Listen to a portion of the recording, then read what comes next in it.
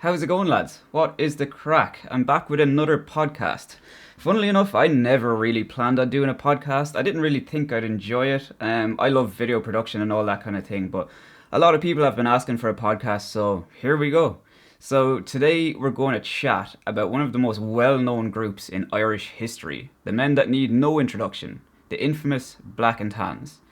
So the name Black and Tans is one of the most famous names in Ireland. It's a household name, kind of like Michael Collins, but for very different reasons, of course.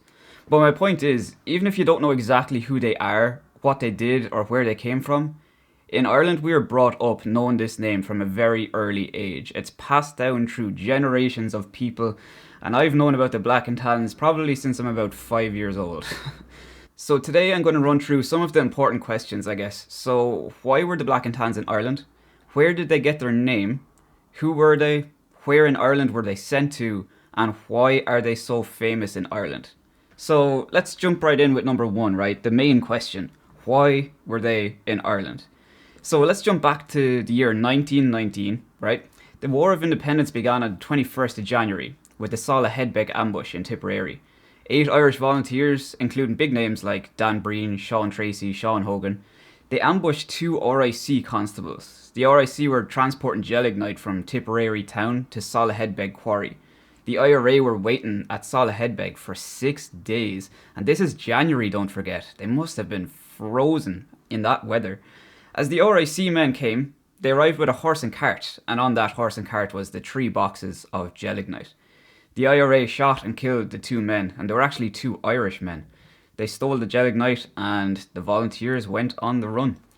So throughout 1919, the IRA were actually really gaining the upper hand on the RIC. The RIC had no idea how to deal with the ambushes from the IRA. The IRA used guerrilla tactics throughout the whole war because, well, they had to. They had plenty of men. It wasn't a lack in numbers they had. It was just a severe lack of arms and ammunition, and not to mention experience and training.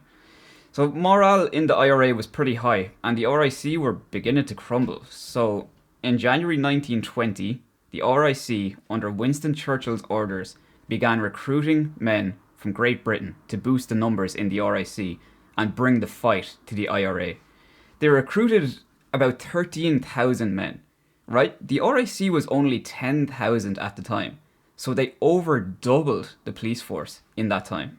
So the next topic is, where did they get their nickname? And this is an important one because a lot of people don't know what Black and Tan means or where it came from, etc.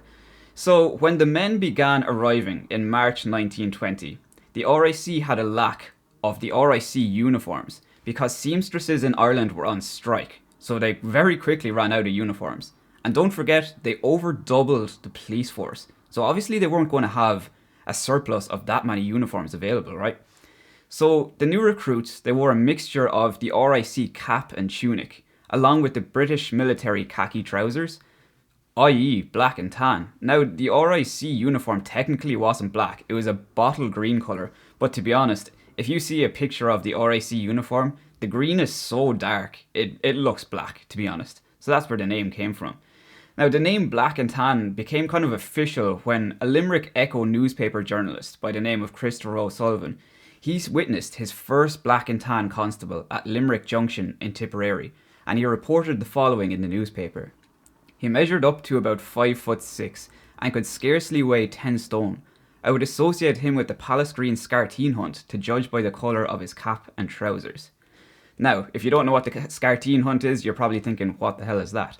So the Scarteen hunt is in Limerick, and they used a breed of dogs in this hunt. And those dogs are called Kerry Beagles. If you don't know what a Kerry Beagle looks like, have a Google and it'll make perfect sense. They're kind of a black and tan colour, and essentially that's where the Black and Tans came from. He referenced that they looked like Kerry Beagle dogs. So question number 3, who were these men that became the Black and Tans? So they were mostly veterans of World War I and English. So approximately 65% of the men came from World War I, and some men actually had no experience at all. So it was quite a mixed bunch. Although the majority of these men were British, believe it or not, there were actually some Irishmen involved too. So here's an approximate breakdown of their nationalities. 65% English, 19% Irish, 14% Scottish, and 2% Welsh and American. Now, historians have debated and debated and debated the percentage of Irishmen in the black and tan division. 19% seems crazy to me. A lot of Irishmen were leaving the RIC at this stage because they were ashamed to be in it, fighting against the IRA. So the fact that they say that 19% of black and tans were Irish, I find it hard to believe. Now, I'm not being biased, 100% there was Irishmen in it, but just 19 seems crazy. Most historians believe it was about 5%, which seems more realistic. It probably lies somewhere between 5 and 19% though. But unfortunately, I don't think we'll ever really know. So number 4, where were the black and tans sent to? Well, they were sent everywhere. They were sent all around the country. However, the largest groups were sent to the most dangerous and rebellious counties in Ireland, where the IRA were the strongest. Number 1, the most dangerous county in Ireland during the Irish War of Independence was County Cork in the southwest. Now, after that was Tipperary, Limerick and Kerry, for example. So most of these men, or the majority or the largest numbers, were sent to the west of Ireland and the southwest of Ireland. And number 5, why were they so famous? How is it a household name? How does every single Irish person know the name Black and Tans? Even if you don't know who they were or much about them, everyone knows the name. So why? Well, when they arrived in Ireland, they very quickly, got a name for inhumane violence, drunkenness, reigning overall terror on the country. They looted and pillaged houses and buildings, murdered men, women and children.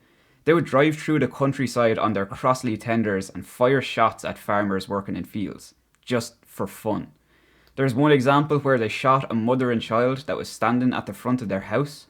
They completely militarised the RIC, which is not at all a surprise, if we're honest. These were soldiers, not policemen. The Royal Irish Constabulary was a police force, and they recruited World War I veterans to police?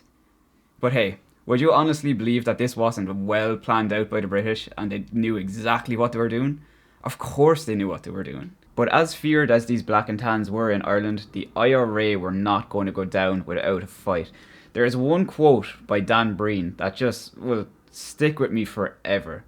He said, "If anyone comes into my house or my country and tried to take over by force, I'm going to kill him, and I'm going to use any and every means to do it. And I make no apologies for killing. The only thing I'm really sorry about was the number that escaped." Those are some strong words from an intense man. Dan Breen, in his later years, when he was an old man, was terrifying. I could only imagine what that guy was like in his early days in the Irish Republican Army. He was tough as nails. So that is a summary of who these black and tan constables were. They were one of the most feared and hated groups in Ireland during the War of Independence, and even to this day. And this is a brief description of what the IRA was up against in 1920 and 1921. So I think I'll leave it there for today. I'm most certainly going to be coming back to this topic, that is for sure. Lads, if you want early access to this podcast and to get exclusive podcasts that won't be on YouTube and also get behind the scenes vlogs, early access to my videos, you can sign up to my Patreon. I'll leave a link in the description. Your support would mean the world, honestly. If you have any questions, make sure to drop them in the comments. And other than that, I'm going to go. Chat soon, lads. Mind yourselves.